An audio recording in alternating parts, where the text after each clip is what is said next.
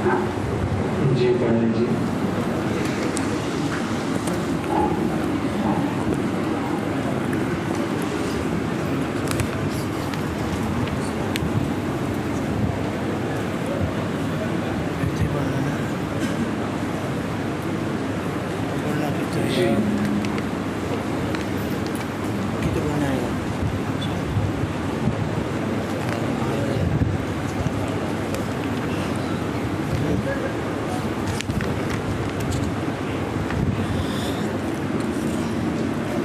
بسم اللہ الرحمن الرحیم۔ وعن ابی ہریرہ رضی اللہ عنہ عن النبی صلی اللہ علیہ وسلم قال الایمان قید الفتح لا یفتک مؤمن رواہ ابو داود۔ وعن جرير رضي الله عنه عن النبي صلى الله عليه وسلم قال إذا أبق العبد إلى الشرك فقد حل دمه رواه أبو داود۔ وعن علي رضي الله عنه أن يهودية كانت تشتم النبي صلى الله عليه وسلم وتقع فيه فخنقها رجل حتى ماتت فأبطل النبي صلى الله عليه وسلم دمها رواه أبو داود۔ وعن جندب رضی اللہ عنہ قال رسول اللہ صلی اللہ علیہ وسلم حد الساحر ضربة بالسيف رواہ الترمذی۔ الفصل الثالث۔ عن أسامة بن شريك رضي الله عنه قال رسول الله صلى الله عليه وسلم أيما رجل خرج يفرق بين أمتي فاضربوا عنقه رواه النسائي۔ وعن شريك بن شهاب قال كنت أتمنى أن ألقى رجلا من أصحاب النبي صلى الله عليه وسلم أسأله عن الخوارج فلقيت أبا برزة في يوم عيد في نفر من أصحابه فقلت له هل سمعت رسول الله صلى الله عليه وسلم يذكر الخوارج؟ قال نعم سمعت رسول الله صلى الله عليه وسلم بأذني ورأيته بعيني أتي رسول الله صلى الله عليه وسلم بمال فقسمه فأعطى من عن يمينه ومن عن شماله ولم يعط من وراءه شيئا فقام رجل من ورائه فقال يا محمد ما عدلت في القسمة رجل أسود مطموم الشعر عليه ثوبان أبيضان فغضب رسول الله صلى الله عليه وسلم غضبا شديدا وقال والله لا تجدون بعدي رجلا هو أعدل مني ثم قال يخرج في آخر الزمان قوم كأن هذا منهم يقرؤون القرآن لا يجاوز تراقيهم يمرقون من الإسلام كما يمرق السهم من الرمية سيماهم التحليق لا يزالون يخرجون حتى يخرج آخرهم مع المسيح الدجال فإذا لقيتموهم هم شر الخلق والخليقة رواه النسائي۔ وعن أبي غالب رأى أبو أمامة رؤوسا منصوبة على درج دمشق فقال أبو أمامة كلاب النار شر قتلى تحت أديم السماء خير قتلى من قاتلوه ثم قرأ يوم تبيض وجوه وتسود وجوه۔ قيل لأبي أمامة أنت سمعت من رسول الله صلى الله عليه وسلم؟ قال لو لم أسمعه إلا مرة أو مرتين أو ثلاثا حتى عد سبعا ما حدثتكموه رواه الترمذي وابن ماجه وقال الترمذي هذا حديث حسن۔ کتاب الحدود۔ الفصل الأول۔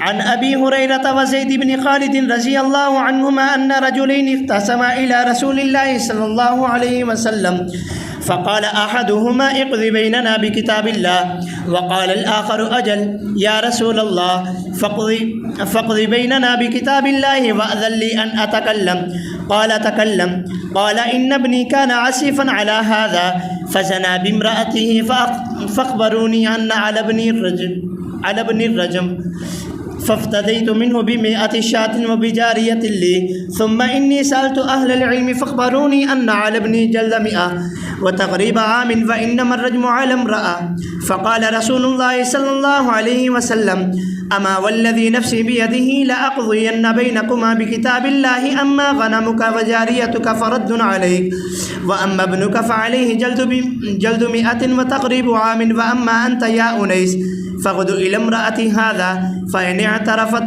فرجمها فاعترفت فرجمها متفق عليه۔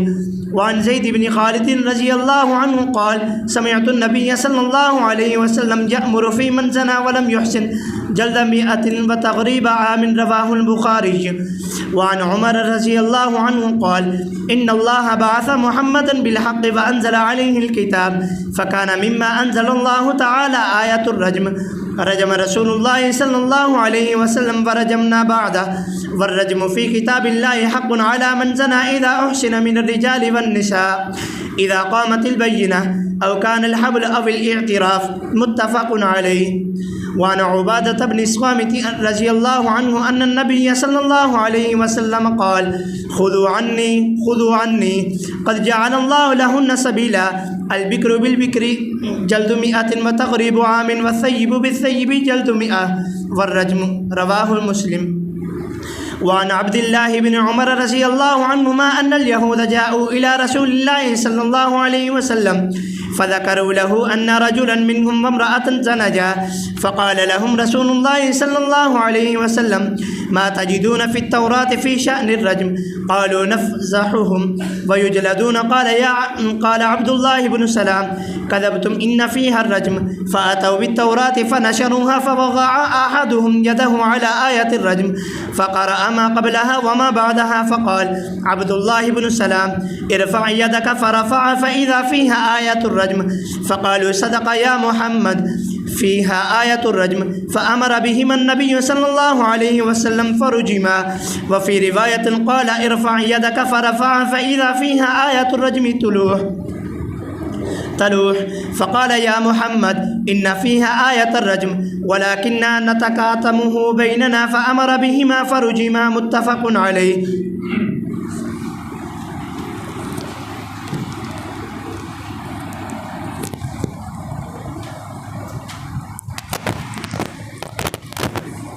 بسم اللہ الرحمن الرحیم. اللهم صل علی محمد النبی الأمي وعلى آلہ وسلم تسلیما. ابو ہریرہ رضی اللہ تعالیٰ عنہ آپ صلی اللہ علیہ وسلم سے نقل کرتے ہیں، فرمایا کہ ایمان نے منع کیا ناگہانی قتل، لہذا مومن کو ناگہانی طور پر قتل نہ کیا جائے، یعنی اچانک کسی کو قتل کرنا، اچانک کسی کو قتل کرنا. تو آپ صلی اللہ علیہ وسلم نے اس سے منع فرمایا. مومن کسی کو اچانک ناگہانی قتل نہ کر، اور مومن اس طرح کی حرکت نہیں کرتا، مومن کو اس طرح کی حرکت نہیں کرنی چاہیے. اگلی روایت میں کہ آپ صلی اللہ علیہ وسلم نے ارشاد فرمایا کہ جب غلام بھاگ جائے شرک کی طرف تو اس کا خون حلال ہو جاتا ہے. شرک سے مراد یہاں پر یعنی دار شرک، یعنی کوئی غلام یہاں سے بھاگ کر، مسلمان غلام بھاگ کر وہ دار الحرم میں چلا جائے تو آپ صلی اللہ علیہ وسلم نے فرمایا کہ اس کا خون حلال ہو جاتا ہے، اس وجہ سے کہ وہ جا کر ادھر کفار کی تقویت کا باعث بنے گا، اس وجہ سے مسلمانوں کے خلاف وہ ایک طاقت بنے گا، یا اس وجہ سے کہ وہ ادھر جا کے مرتد ہو گیا. تو جب مرتد ہو گیا تو مرتد کیا ہوتا ہے؟ واجب القتل ہو جائے تو اس کا خون حلال ہے. جندب رضی اللہ عنہ سے روایت ہے کہ آپ صلی اللہ علیہ وسلم نے فرمایا کہ جادوگر کی سزا تلوار کے ساتھ مارنا ہے. ضربۃ بالسیف، ضربۃ میں تائے مدورہ بھی ہے ایک، اور ایک روایت ضرب وہ بھی ہے، ٹھیک ہے، یعنی آخر میں ہاں جی اچھا ہاں چلو ٹھیک، کوئی بات نہیں. اب یہ پہلے اس کا ترجمہ ہو گیا، یہ پہلے سنا کوئی کر لیں. تو فرمایا کہ ساحر کی سزا کیا ہے؟ تلوار کے ساتھ مارنا. اب اسی روایت کو لیتے ہوئے مالکی اور حنابلہ تو یہی فرماتے ہیں کہ جو ہے نا جو جادوگر ہے اس کو قتل کیا جائے، اور شوافی فرماتے ہیں کہ جادوگر اگر کفر کا ارتکاب کر لے نا، کفر تک پہنچ جائے تو اسے قتل کیا جائے گا. احناف فرماتے ہیں کہ اگر اس سے واقعہ ایسا ارتکاب کیا جائے جس سے وہ مرتد ہو جائے، مسلمان مرتد ہو جائے، وہ مسلمان پھر وہ مرتد ہو جائے، پھر تو ظاہر ہے کہ جو ابتداء کی سزا ہے اس پر وہ لاگو ہو.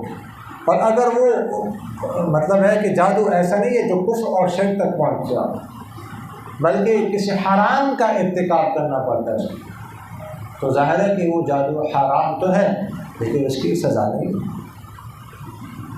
اگر کوئی جادو ایسا ہو کہ جس میں حرام کا ارتکاب نہ کرنا پڑے، حلال کلیئر کیا جائے، مثلا میاں بیوی کے درمیان محبت وغیرہ قائم کرنے کے لیے، ٹھیک ہے، تو اس کی پھر گنجائش ہے اور یہ جائز بھی۔ لیکن جادوگر جو ہوتے ہیں عموماً جادو جو ہے وہ غلط ہی کرتے ہیں، اور غلط لوگ ان کے پاس جاتے ہیں اور غلط کاموں کا ہی کرواتے ہیں۔ یہ جو اچھے کام ہوتے ہیں نا، ان کے مولوی کے پاس ہی آتے ہیں، سمجھ آنے کے لیے، تو جادوگروں کے پاس وہ غلط لوگ ہی جاتے ہیں۔ پچھلی روایت دیکھ لیں، علی رضی اللہ تعالیٰ سے روایت ہے کہ ایک یہودیہ تھی جو آپ صلی اللہ علیہ وسلم کو گالی دیتی تھی، وَتَقَعُ فِيهِ، اور آپ صلی اللہ علیہ وسلم کے بارے میں برا بلا وغیرہ باتیں کرتی تھی، تو ایک شخص نے اس کا گلا گھونٹا یہاں تک کہ وہ مر گئی، تو آپ صلی اللہ علیہ وسلم نے اس کا خون باطل قرار دے دیا، حاضر قرار دے دیا۔ یعنی کہ یہودیہ عورت تھی، وہ آپ صلی اللہ علیہ وسلم کے بارے میں برا بلا کہتے تھے، تو ایک شخص نے اس کو مار دیا۔ سمجھ آ گئی؟ تو اب امام شافعی رحمہ اللہ تو یہی فرماتے ہیں کہ جو اس طرح کر لے تو چاہے ذمہ کیوں نہ ہو، اس کا ذمہ ٹوٹ جاتا ہے، جو ذمہ کی ہوتا ہے وہ ٹوٹ جاتا ہے اور وہ مباح دم ہوتا ہے، لہٰذا اس کو اس طرح قتل کیا جائے گا، یہی سزا ہے۔ لیکن احناف مختصراً میں عرض کر دوں، باقی اس میں تفصیل ہے کافی۔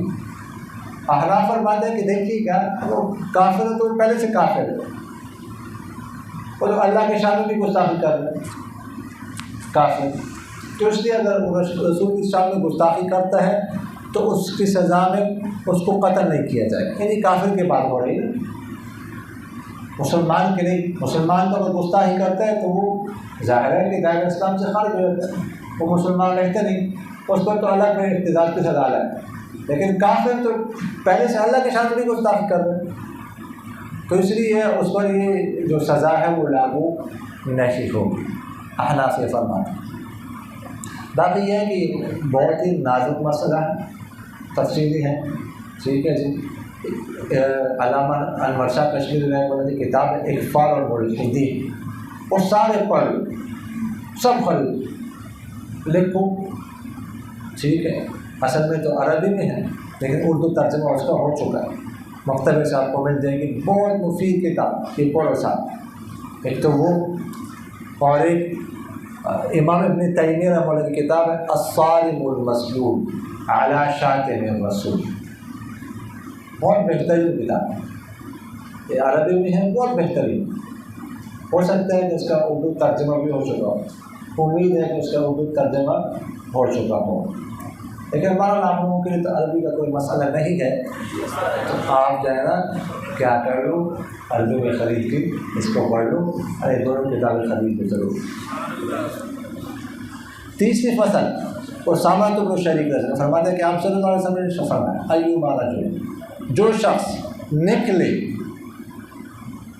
تفرقہ ڈالتے ہوئے میری امت کے درمیان تو اس کے گردن اڑا کے، جو شخص نکلے خروج کرے یعنی ایمان کے خلاف، حاکم وقت کے خلاف، جو سب خروج کرے حاکم وقت کے خلاف نکلتا ہے، مسلح جدوجہد کرتا ہے، تو وہ تفرقہ ڈالتا ہے، تفرقہ ڈال رہا ہے مسلمانوں کے درمیان، تو فرمایا ایسا شخص کیا ہے، باغی ہے۔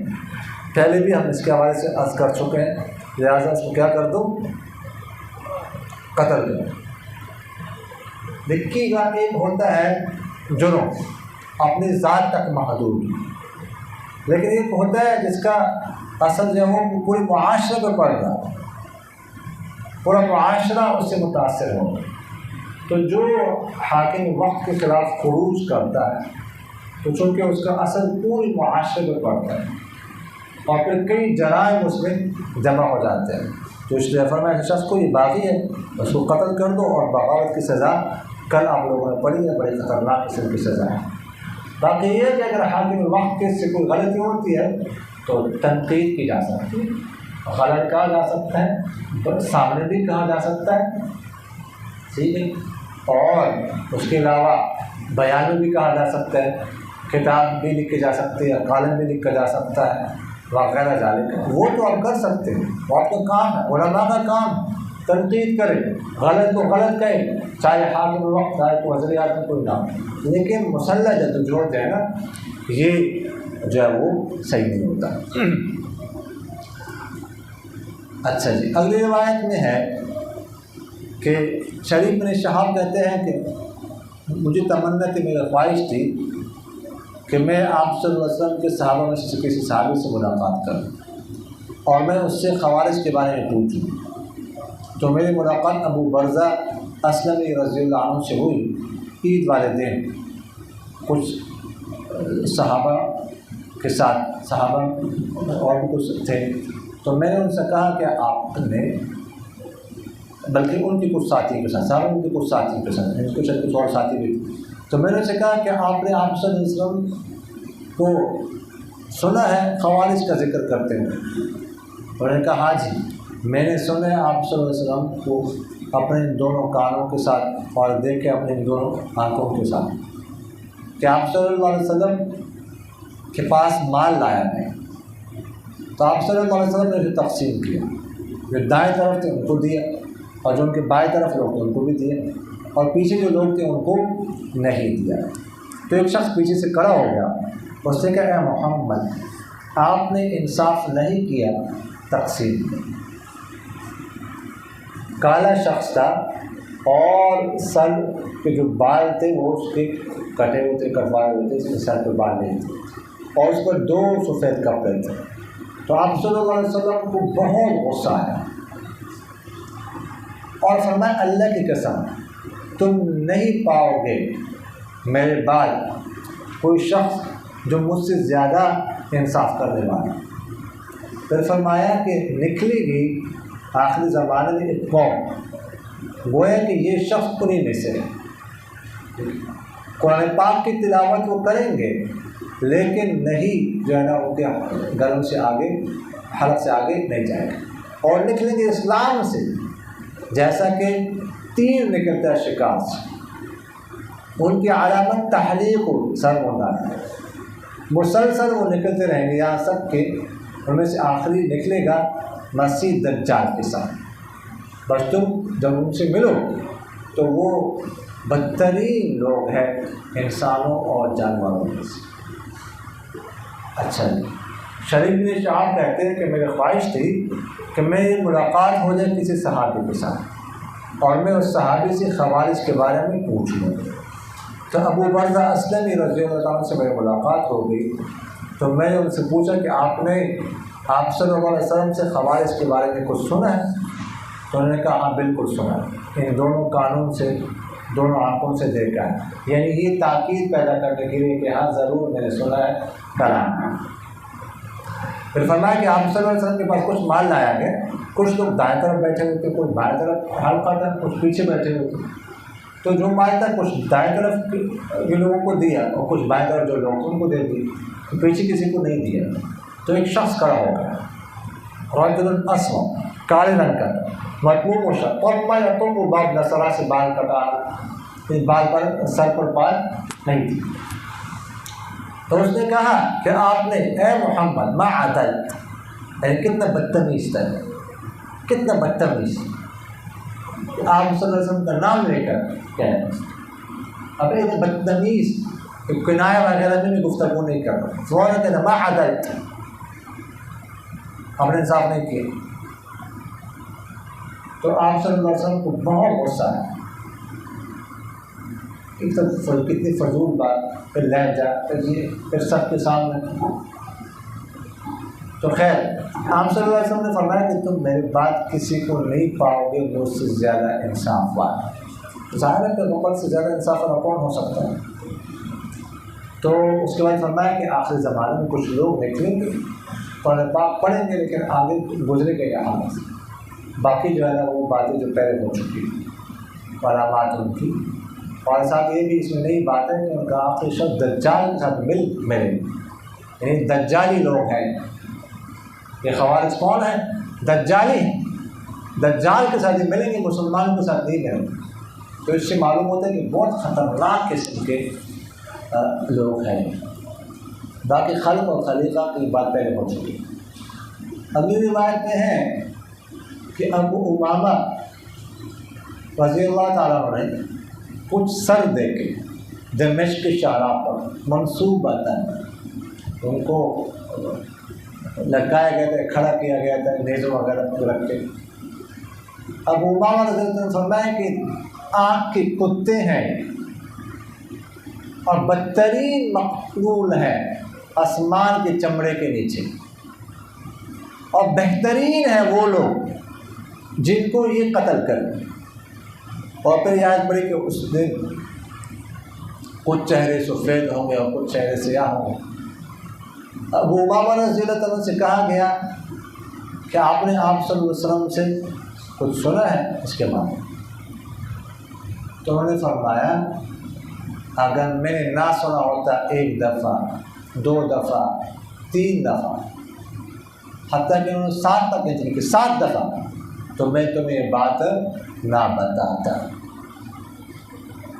یعنی ابو امامہ رضی اللہ عنہ نے دمشق کے شہراہ پر راستے پر کچھ سر دے کے، ہو سکتا ہے رکھے ہوئے ہو سکتا ہے نیزے کو کھڑا کیا گیا ہو، تو ان خوارج کے تھے، تو فرمایا یہ جہنم کے کتے ہیں، اور فرمایا یہ آسمان کے نیچے سب سے بدترین لوگ، اور خوارج جن کو قتل کرے وہ سب سے بہترین لوگ کہ جو ان کے ہاتھوں شہید ہو جائے، قتل ہو جائے، وہ سب سے بہترین لوگ۔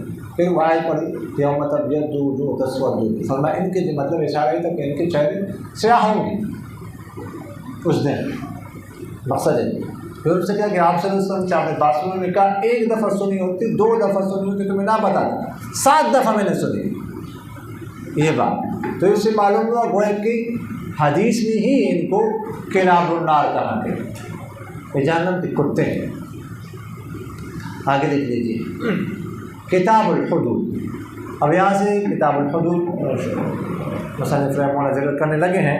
حدود حد کی جمع ہے، تو حد کے لغوی معنی منع کرنا، روکنا، یا حاجز، ہا کے ساتھ حاجز کے معنی میں، رکاوٹ کے معنی میں، چونکہ حدود حد بھی انسان کو معاصی سے، گناہوں سے روکتی ہے، اس وجہ سے اس کو حد کہا جاتا ہے۔ یہ تو لغوی معنی۔ اصطلاحی معنی حد کے ہے الحد عقوبۃ مقدرۃ یجب حقا للہ تعالی، کہ حد وہ سزا ہے جو مقرر ہوتی ہے اور وہ ثابت ہوتی ہے، لازم ہوتی ہے اللہ کی، ٹھیک، اللہ کے لیے حق کے طور پر۔ اب یہاں پر فرمایا الحد عقوبۃ المقدرہ، تو مقرر سزا ہے، ٹھیک ہے، گویا کہ اس میں معافی تلافی کو یہ کہہ کر قصاص کو نکال دیا، ٹھیک ہے۔ یہ قصاص آپ لوگوں نے پڑھا ہے، قصاص کی معافی تلافی ہو سکتی ہے، لیکن جو ہے وہ اس میں نہیں ہو سکتی، اور یجب حقا للہ تعالی کہہ کر تعزیرات وغیرہ کو بھی نکالا۔ دیکھیے گا شریعت کی سزائیں جو ہے نا وہ 3 طرح کی ہیں۔ پہلی سزا وہ ہے کہ جو شریعت نے مقرر کر دی ہے، لیکن اس کو جاری کرنے کا اختیار بندے کو ہی دیا ہے، اس میں کسی خارجی طاقت دخل اندازی کا کوئی اعتبار نہیں، قاضی کی دخل اندازی کا کوئی اعتبار نہیں، جیسے کفارات، کفارہ یمین وغیرہ ذالک، کفارہ قتل خطا وغیرہ ذالک۔ اور دوسری قسم کی سزائیں وہ ہیں کہ جو شریعت نے مقرر کی، مقدار مقرر کر دی اور اس کو نافذ کرنے کا اختیار حاکم وقت یا قاضی کو دیا گیا، لیکن وہ معاف کسی بھی صورت میں نہیں ہو سکتے حتیٰ کہ حاکم یا قاضی بھی معاف نہیں کر سکتا۔ سمجھ آ گئی؟ یہ حد ہے۔ آج کل کہتے ہیں صدر کو استثناء کا حق حاصل، کہ آپ لوگوں نے پڑھا ہے نا کہ صدر استثناء کا حق حاصل ہے، وہ سزا معاف کر سکتا ہے۔ یہ تو شریعت کے خلاف بات ہے۔ جو سزا مقرر ہے وہ تو معاف نہیں کر سکتا، حد تو کوئی معاف نہیں کر سکتا۔ اچھا، تو دوسری قسم کی سزائیں ہیں۔ تیسری قسم کی سزائیں وہ ہیں کہ جن کو شریعت نے جرائم کے فہرست میں شمار کیے کہ یہ جرم ہے، یہ گناہ ہے، لیکن اس کے لیے کوئی سزا مقرر نہیں کی، بلکہ قاضی کی ثوابدید پر اس کو چھوڑا۔ سمجھ آ گئی کہ نہیں؟ تو یہ تعزیرات ہیں۔ تعزیر جو ہے نا وہ قاضی کے ثوابدید پر ہوتا ہے۔ حد، حدود کتنی ہے؟ تو حدود جو ہے نا 5، بعض کہتے ہیں 4 ہے، بعض کہتے ہیں 5۔ ٹھیک ہے، پہلی حد جو ہے وہ ڈاکہ ڈالنا، یہ نمبر 1۔ نمبر 2 جو ہے وہ حد زنا ہے، اور نمبر 3 حد قذف ہے، اور نمبر 4 حد سرقہ ہے، اور نمبر 5 حد خمر ہے، شرب خمر۔ تو پہلی جو 4 سزائیں ہیں یہ تو قرآن پاک سے ثابت ہے، ٹھیک۔ جو آخری سزا حد شرب خمر، تو یہ صحابہ سے کیا ہے؟ ثابت۔ باقی آگے جو ہے نا وہ تفصیل جو ہے وہ سب کے اس میں حدود میں یہ بہت بڑی حکمت ہے۔ دیکھیں شریعت کا مزاج، شریعت یہ نہیں چاہتے کہ لوگوں کو سزائیں دے، لوگوں کو قتل کرو، لوگوں کے ہاتھ کاٹ ڈالو، لوگوں کو رجم کرو۔ شریعت اس کو پسند نہیں کرتے، لیکن یہ جو ہے نا ان کو مقرر کیا گیا ہے جرائم کو روکنے کے لیے، کہ ان کو جرم نہ، اصل مقصد جرائم کو روکنا ہے، اصل مقصد جو ہے نا وہ سزا دینا نہیں۔ لوگ کہتے ہیں جی عجیب و غریب قسم کی سزائیں ہیں، رجم کرو، ہاتھ کاٹ ڈالو، ٹھیک ہے نا۔ تو اصل مقصد شریعت کا وہ سزا دینا نہیں ہے۔ اللہ کے بندے دیکھو کیسے مزے سے سویا ہوا، پتہ ہی نہیں چل رہا ہے کیا ہو، کھڑے ہو جاؤ۔ اصل مقصد جو ہے وہ جرائم کا سد پاپ، سمجھ آنے کے لیے۔ اب ذرا دیکھ لیجیے ابو ہریرہ اور زید بن خالد رضی اللہ عنہما سے روایت ہے کہ 2 شخص جو ہے نا وہ مقدمہ لے کر آپ صلی اللہ علیہ وسلم کے پاس آئے۔ ان میں سے ایک نے کہا کہ ہمارے درمیان فیصلہ کرے اللہ کی کتاب کے ساتھ، اور اس نے کہا ہاں جی اے رسول اللہ، فیصلہ کرے ہمارے درمیان اللہ کی کتاب کے ساتھ، اور مجھے اجازت دے کہ میں کچھ گفتگو کروں۔ تو آپ صلی اللہ علیہ وسلم نے فرمایا بولو جو بول رہے۔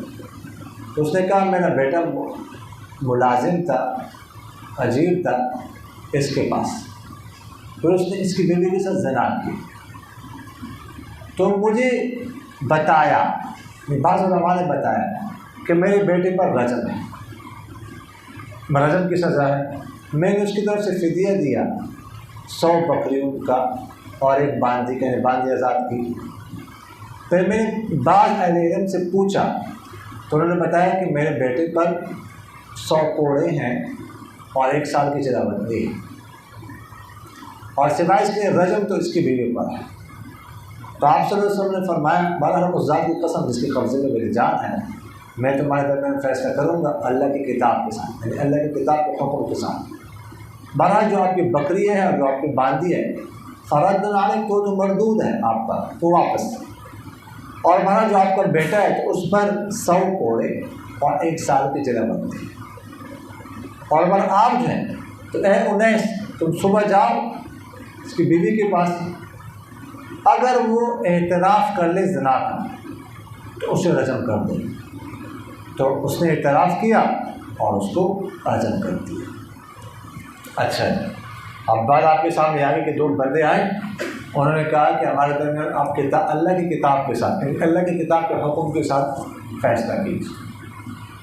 ایک شخص نے کہا کہ میرا بیٹا اس شخص کے ساتھ، اس کے گھر میں کیا تھا، اجیر تھا، ملازم تھا، ٹھیک ہے۔ اب پھر کیا ہوا کہ میرے بیٹے نے اس کی بیوی کو ٹیوشن پڑھا تھا، ٹھیک ہے۔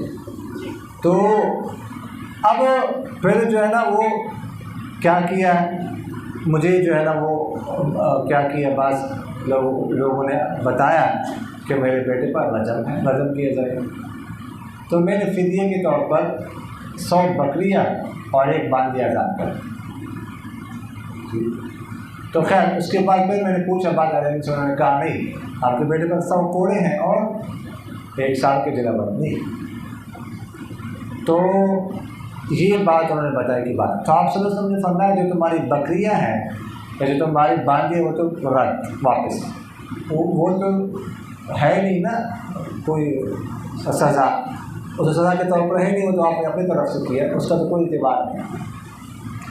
اور آپ کے بیٹے پر 100 کوڑے اور 1 سال کی جلا بندی، چونکہ آپ کا بیٹا کیا ہے، شادی شدہ نہیں، غیر شادی شدہ، تو اس کے 100 کوڑے لگائے جائیں گے اور 1 سال کی جلا بندی۔ اور کہا کہ آپ اس کی بیوی کے پاس جاؤ، اس بیوی سے پوچھ، اگر وہ اعتراف کر لے زنا کا تو اسے کیا کیا جائے گا، سنسار کیا جائے گا۔ تو اس سے زنا کا اعتراف کر لیا، اس کو سنسار کیا جائے گا۔ اچھا جی، اب یہاں پر یہ بات تو آپ کے سامنے آ گئی۔ اب اس میں ایک تو یہ ہے کہ فرمایا کہ 100 کوڑے بھی لگائے جائیں گے اور 1 سال کی جلا وطنی بھی۔ تو یہ جلا وطنی کا کیا ہوگا، کیا یہ حد کے طور پر کوڑے لگائے جائیں جلا وطنی بھی؟ تو شوافی اور حنابلہ تو یہ کہتے ہیں کہ جلا وطنی حد کے طور پر ہے، جلا وطن کیا جائے گا، جبکہ وہاں ابو حنیفہ رحمہ اللہ، امام مالک رحمہ اللہ بھی ساتھ ہیں۔ یہ حضرات فرماتے ہیں کہ جو جلا وطنی 1 سال کی سزا ہے نا، یہ حد کے طور پر نہیں، یہ حد نہیں، یہ حد کا حصہ نہیں، یہ بطور تعزیر ہے۔ اور وہ حضرات اس سے استدلال کرتے ہیں، اور آگے روایت میں بھی آ رہا ہے، اور بھی روایت میں تقریب و عام کا لفظ اس سے استدلال کرتے ہیں، جبکہ احناف استدلال کرتے ہیں حضرت عمر رضی اللہ تعالیٰ عنہ کے قول سے۔ حضرت عمر رضی اللہ تعالیٰ نے ایک صحابی کو، ایک شخص کو اس طرح 100 کوڑے لگانے کے بعد جلا وطن کیا تھا، تو وہ جا کر کفار کے ساتھ مل کر مرتد ہو گیا۔ تو اس کے بعد حضرت عمر نے فرمایا کہ لا اغرب بعدہ مسلمہ، تو اس کے بعد کسی کو جلا وطن نہیں کر۔ تو اس سے معلوم ہوا کہ یہ حد کے طور پر یہ سزا نہیں، اگر یہ حد کا حصہ ہوتی تو حضرت عمر رضی اللہ عنہ تو یہ کر ہی نہیں سکتے تھے، اس میں تبدیلی تو ہو ہی نہیں سکتی تھی۔ تو اس سے معلوم ہوا کہ یہ جو تغریب عام کا لفظ آ رہا ہے اس سیاست پر محمول ہے۔ اگر قاضی مناسب سمجھے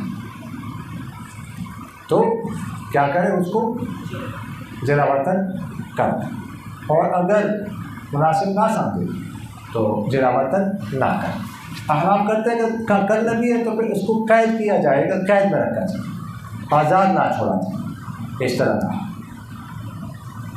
اچھا دوسری بات یہ ہے کہ یا تو زنا گواہوں سے ثابت ہو جائے یا اعتراف۔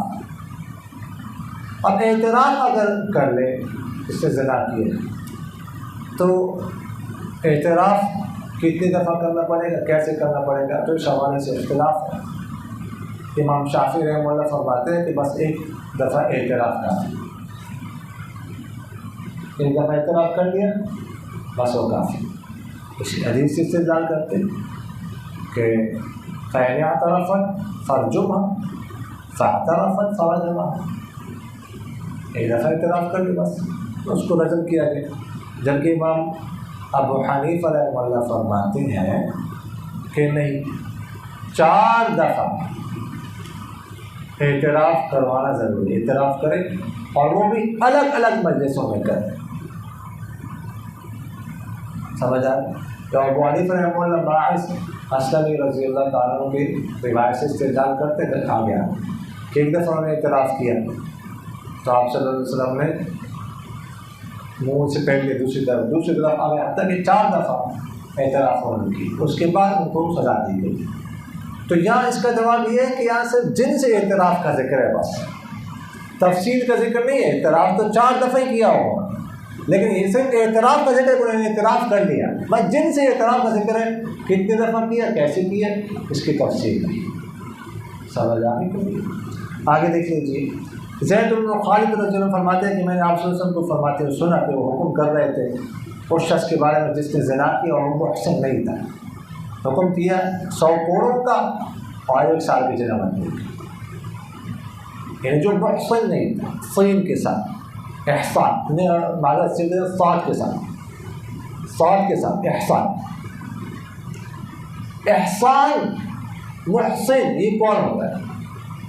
تو اس کے لیے احناف کے 5 شرطیں. کتنی شرطیں ہیں؟ 5. کہ انسان کیا ہو؟ عاقل، بچے پڑھنے، ٹھیک ہے. اس طرح عاقل مجنون پڑھنے، بالغ و بچے پڑھنے، اور اس طرح آزاد و غلام پڑھنے، اور اس طرح مسلمان، ٹھیک ہے. اور اسی طرح خلوتی صحیحہ اس نے کی ہو نکاح صحیح کے بعد. سمجھ آ گئی کہ نہیں؟ یہ 5 شرطیں ہیں احسان کی. جبکہ شوافی فرماتے ہیں کہ احسان کے لیے مسلمان ہونا ضروری نہیں ہے. غیر مسلم اگر ہو تو وہ بھی محسن ہو، اس کو محسن شمار کیا جائے اور اس کو کوڑے لگائے جائیں. وہ آگے روایت آگے آ رہی ہے کہ آپ صلی اللہ علیہ وسلم نے یہودی کو رجم کیا، مسلمان نہیں. تو احناف اس کا جواب یہ دیتے ہیں کہ دیکھیے گا وہ تورات کے حکم کے مطابق تھا. شریعت، ہمارے شریعت کے مطابق حکم نہیں تھا. ابھی بات آ رہی تورات کے حکم کے مطابق، لہٰذا اس سے استدلال نہیں کیا جا سکتا. یہی شرائط جو ہے نا حد قذف کے لیے بھی، لیکن اس میں خلوت صحیحہ شرط ہے. احسان کے لیے حد قذف میں خلوت صحیحہ شرط نہیں ہے، اس میں ہے کہ وہ شخص پاکدام ہے، بس پاکدام کی شرط ہے. سمجھ آ گئی؟ دیکھ لیجیے اگلی روایت میں عمر رضی اللہ عنہ نے فرمایا کہ آپ صلی اللہ علیہ وسلم نے ایک بے شک اللہ تعالیٰ نے بھیجا ہے محمد صلی اللہ علیہ وسلم کو حق کے ساتھ اور ان پر کتاب اتاری. بس فکان مما انزل اللہ، اس وحی میں سے جو اللہ تعالیٰ نے نازل کی تھی رجم کی آیت. آپ صلی اللہ علیہ وسلم نے رجم کی، ہم نے بھی رجم کی ان کے بعد. اور رجم جو ہے نا یہ کتاب اللہ میں موجود تھی. حق ہے اس شخص پر جو زنا کرے، ٹھیک ہے. جب کوئی شخص محسن ہو، مردوں میں سے عورتوں میں سے، جب بینہ قائم ہو جائے یا حمل پایا جائے یا اعتراف پایا جائے. اچھا تو فرماتے ہیں عمر رضی اللہ تعالیٰ عنہ کہ قرآن پاک میں رجم کی آیت بھی تھی جس طرح باقی آیات ہیں. تو رجم کی آیت موجود تھی. الشیخ والشیخۃ اذا زنایا فارجموہما البتۃ نکالا من اللہ. تو شیخ اور شیخ اگر زنا کرے تو ان کو کیا کریں؟ رجم کریں. اس کے بعد اس کی تلاوت منسوخ ہو گئی لیکن حکم منسوخ ہو گئی. ٹھیک ہے، منسوخ التلاوت ہے دون الحکم.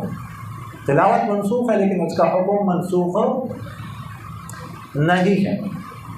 تو اچھا آگے فرمایا کہ رجم کیا جائے گا یا سزا دی جائے گی. رجم کے لیے فرمایا احسن محسن کے لیے کہ جب اگر بینہ ہو پائے جائے 4 گواہ اور 4 مرد. سمجھ آ گئی؟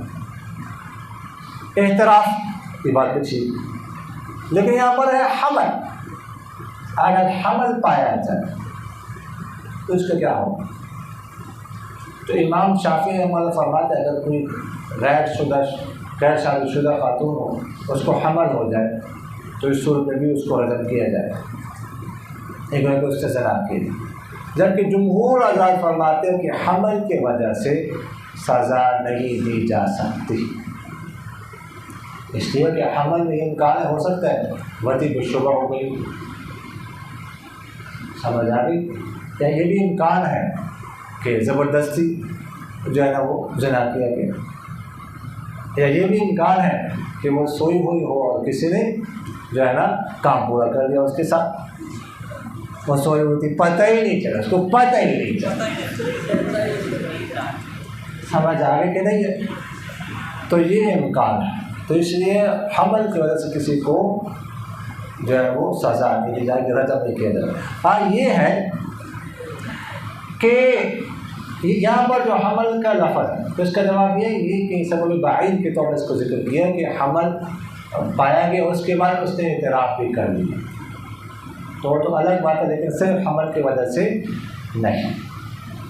اور بعد تم ثابت رضی اللہ عنہ سے روایت ہے کہ آپ صلی اللہ علیہ وسلم نے ارشاد فرمایا کہ تم مجھ سے لے لو تاکہ اللہ تعالیٰ نے عورتوں کے لیے بنا دیا راستہ کہ کمواری ان کو 100 کوڑے لگائے جائیں گے اور 1 سال کے جرم، اور شادی شدہ مرد عورت 100 کوڑے اور رجم۔ قد جعل اللہ لہن سبیل، فرمایا کہ اللہ تعالیٰ نے ان کے لیے راستہ نکالا۔ وہ قرآن پاک میں ہے نا، اصول النساء میں آیت ہے کہ فَإِن شَهِدُوا فَأَمْسِكُوهُنَّ فِي الْبُيُوتِ حَتَّى يَتَوَفَّاهُنَّ الْمَوْتُ أَوْ يَجْعَلَ اللَّهُ لَهُنَّ سَبِيلًا۔ یہ پہلے کی سزا، پہلی بات ہے جب کہ یہ حکم سزا کا نازل نہیں ہوا، اگر کوئی اس طرح گڑبڑ کر لے تو ان کو روکے رکھو، ٹھیک ہے، گواہ ثابت ہوتا ہے یہاں تک کہ ان کے اللہ تعالیٰ کوئی راستہ نکالا، تو فرمایا راستہ نکلا ہے، اب اللہ تعالیٰ نے سزا کا حکم نازل کر لیا، غیر شادی شدہ ہو 100 کو، شادی شدہ ہو تو کیا ہے رجم، تو اس میں جلد المئہ والرجم، 100 کوڑے بھی اور رجم بھی، یہ 2 سزا، 100 کوڑے بھی اور رجم، اس کا کیا ہو؟ تو اہل ظواہر بعض تابعین نے تو یہ کہا کہ پہلے کوڑے لگائے جائیں گے اس کے بعد رجم کیا جائے، لیکن جمہور حضرات ائمہ اربعہ فرماتے ہیں کہ نہیں، بس صرف رجم کیا جائے گا، کوڑے نہیں لگائے جائیں گے، سمجھ آ گئی؟